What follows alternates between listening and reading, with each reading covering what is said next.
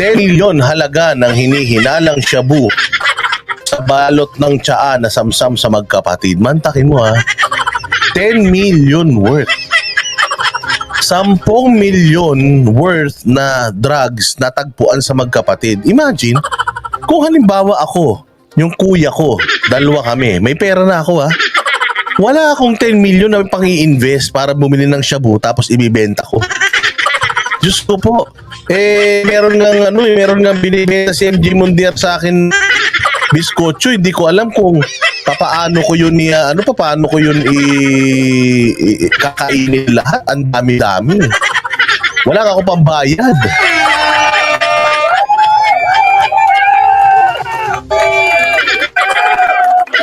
Oo, wala nga akong pambayad. Diyos mio na yan.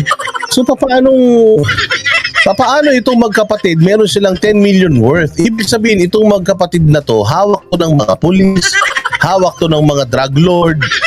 Paano pagkakatiwalaan mo ng 10 million worth? Itong magkapatid. O, tingnan ninyo itong Tingnan ninyo itong balita na ito ha. 10 million worth na shabu na tagpuan sa magkapatid. 10 milyong pisong halaga ng hinihinalang shabu na nakalagay sa balot ng tsaa ang nasamsam sa magkapatid sa Malabon.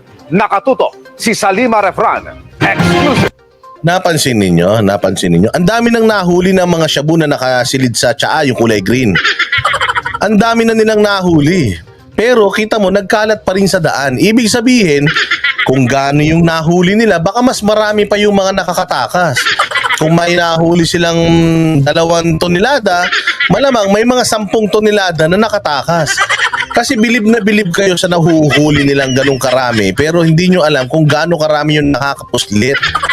Sigurado ako na yung mga nahuhuli na yan, ano lang yan, pahagat lang yan. Kita mo, walang drug lord na nahuhuli. O parang malibang tayo, yung iba, mailabas talaga nila. Kita mo, sa dami-dami ng nahuli nila, meron pa rin nagkalat sa kalsada. It's either, itong mga nagkalat sa kalsada na to ng mga nakabalot sa tsaa, it's either recycled yan, or kabilang yan dun sa mga nakalusot, yung mga hindi na checkpoint. Tama ba? Mantakin mo ganito kalaking halaga. Alam mo ba ang pusher sa amin nun? Barong-barong yung bahay. Yung pusher sa amin, walang hiya na yan. Siguro pinakamarami ng droga na nahawakan niya, baka halagang mga 50 mil. Drug lord na sa amin yun ha, dyan sa Marpi noon, patay na yun eh. Namatay na rin eh, sa wakas, nakulong, tas namatay na. Tapos ito mantakin mo, street seller to ha, 10 million worth yung nakuha sa kanila. Puta na, ganun kadami droga sa Pilipinas ngayon.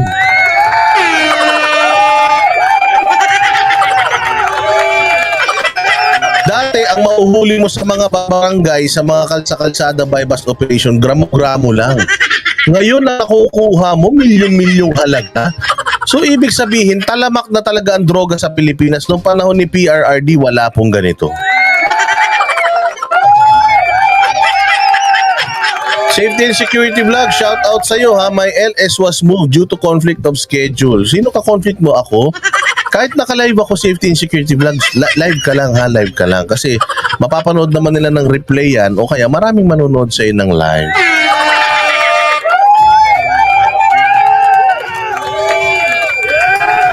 O, tama yan, paikot-ikot lang yung mga drugs na yan, paikot-ikot lang siyang gano'n, umiikot-ikot lang siya. O, wala nang ano yan. Wala nang ano yan. Ay, grabe naman si Safety and Security Vlog. Shout out sa'yo, God bless you. Mabuhay ka? Kailan ba yung parapol mo? Ay, meron kang palaro, di ba? Kailan ba yung palaro mo? O, lahat kayo mag-follow, subscribe kay Safety and Security Vlog, ha? Kasi mamimigay ng pera yan. Mabuhay ka, Safety and Security Vlog. You're amazing, di ba? Sa true replay ni Safety ang pinapanood ko. Yan, mag-follow kayo kay Safety, ha? O, tsaka follow nyo din yung isa pang channel natin, yung Boss Dada TV channel, ha? Oh, so yun nga, talamak, napakadaming drugs. Napakadami na naman. Ito po, sabihin nila, at least may nahuli, tanga. Gaano karami nahuhuli sa hindi nahuhuli? Gaano karami hindi nahuhuli na nasisinghot ng tao? Imaginein mo, magkapatid na tindero lang sa kalsada, meron 10 milyon halaga na hawak. Palagay ko kahit mga 100,000 cash, hindi pa nakakahawak ng magkapatid na to ng ganyan. Ano sila nagkaroon ng ganito karami? Ibig sabihin, Ayan na naman yun, yung dating hawak ng mga pulis, yung mga pulis, may bago na naman silang mga hawak. Tapos pagka nanalo si Inday Sara, nag-war on drugs si Inday Sara, itong mga pulis na to, yung mga hawak nila na yan, pagpapapatayin na naman nila, tapos sasabihin na naman namatay dahil sa drug war na naman ni Inday Sara.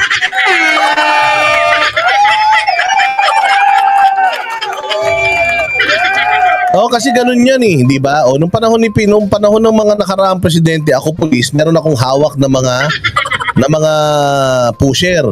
O, ba, may nahuli kaming malaking shabu galing sa ibang pusher.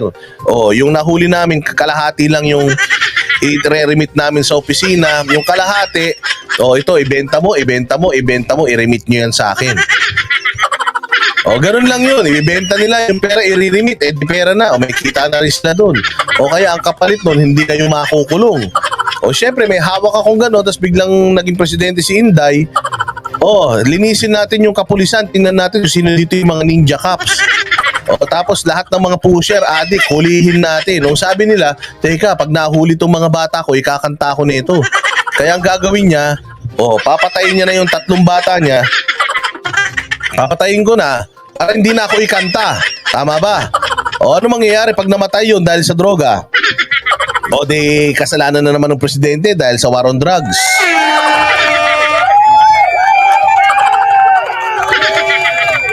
O, di ba kasi ganun eh. Ganun kasi ang ginawa nila noong panahon ni PRD dahil nga matindi ang crackdown sa mga illegal na mga aktibidades ng mga pulis at na matindi ang crackdown sa mga droga at yung mga personalities, syempre pag nahuli, kakanta nila yung mga amo nila.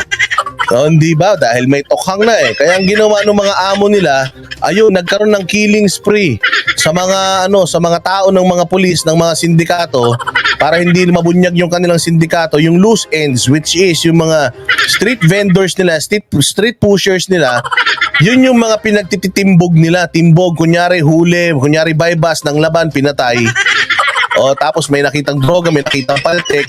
O tapos sasabihin ngayon, ano to, pinatay ito ng gobyerno, pinatay ito ng mga polis. O extrajudicial killing, gano'n na naman.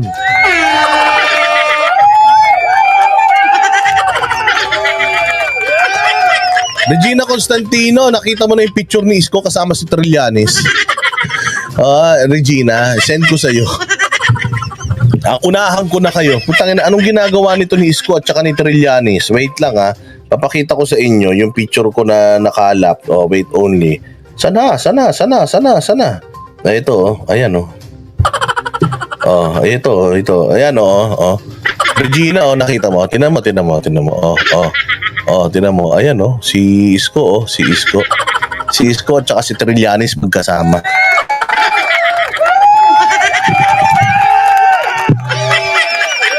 Patay tayo dyan. Sigurado kakalat na naman yan. Oo, pero ang pinag-uusapan kasi dito, ang kasama nila si Erice.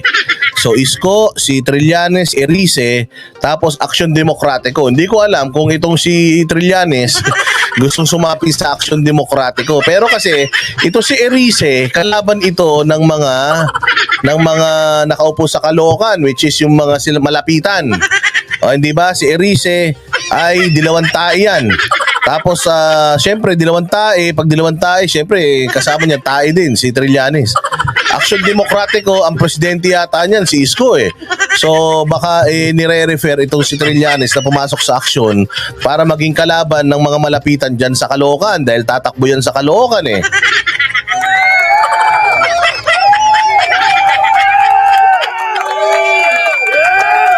Hindi nyo nakita? Sige, wait lang, iano ko. Iboblotot ko.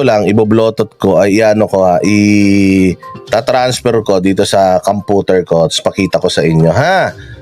Paliwanag na natin hanggang ngayon. Di pa naman natin nakukuha yung paliwanag ni Boss Isko Moreno dyan. Pero hihingin natin, syempre, yung anong istorya ng behind that. But muna tayo, sige, muna tayo. Tapusin muna natin tong balitang ito and then pag-usapan natin yung balita na 10 yan kay Isko.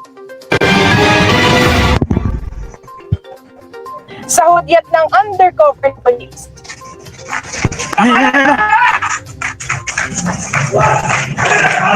Agad na sinunggaban ng operatiba ng Malabon City Police Station ang magkapatid na target ng bypass operation sa Barangay Flores, Biyernes na madaling araw. Malabon. Buti sana kung ang yayaman ng mga taga Malabon. Street vendor may 10 milyong halaga ng droga. Putya, yung ganyan kadami ang droga sa atin. Dati yung mga pusher pa piso-piso, 2-3 lang yan. Pag isang gramo nakabenta yan, putya, kota na yan.